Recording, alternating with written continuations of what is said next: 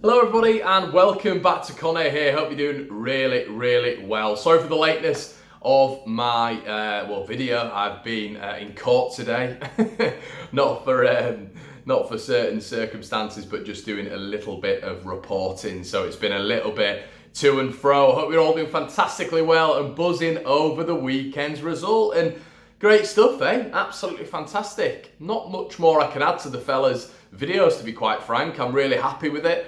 Looks like we've turned a little bit of a corner, which is excellent. I'm absolutely buzzing about that. Yeah, I'm absolutely, there's not much more I can say on it. I wanted to do a video just because I know, well, a few of you guys have messaged me asking where my video is, but I think we were good from the off. Chance conversion rate still not on point for me. I still want to be seeing Costa, still want to be seeing Harrison getting amongst the goals a little bit more. A little bit of calmness, a little bit of composure in front of goal, and they'll be ready on the way to plenty of goals this season for me. I guess looking into the future is the major thing, guys. You know, you look at the fixtures that we've got coming up. You know, I believe it's 7 home games, 6 away games, all very winnable, very winnable, and we've got to go up now. This is the biggest time, this is the best time, this is the most favourable time, all that encompassed into one. We'll never get any better chance than this, and we have 13 games to go.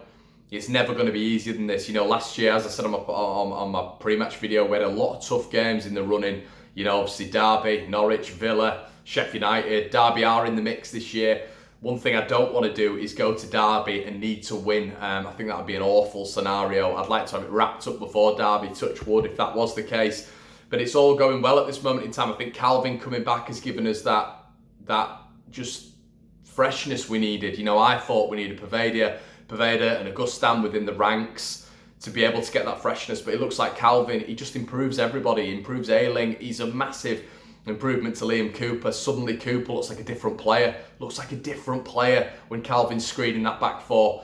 And we look very good all of a sudden. You know, should have got the points down at Brentford. I think it should have been 2 or 3 goals. I think we did have clear-cut chances. If you look at Costa and Harrison in particular's massive chance in the first 2 or 3 minutes.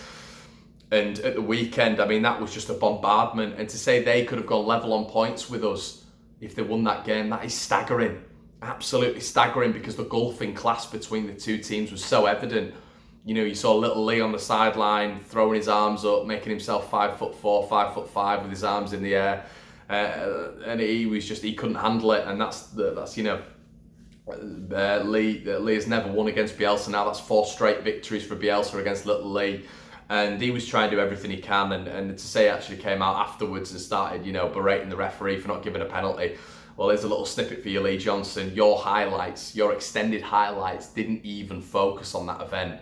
So it can't have been that big a deal, Lee. I think he's clutching at straws there, because no other highlights on Quest, on our highlight show, on Bristol's extended highlights, none of them showed this alleged handball that Lee seems to think was the most obvious handball going. So yeah, bizarre. But it was a bombardment. I don't think I've seen us batter a team like that this season.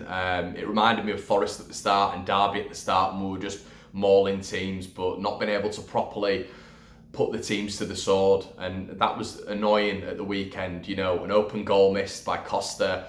Obviously, Bamford with a very good chance should have scored. Harrison smacking the bar. It was all Leeds. It reminded me a little bit of the second half against Millwall. You know, they were just camped, they couldn't get out. Obviously, Naki Wells had that chance, but it was brilliant. It was a brilliant performance, and you know, we roll into Reading now with 3 points, and we've got to get those 3 points. Reading's huge. Reading is absolutely huge, because you know, they've still got some very good players for me.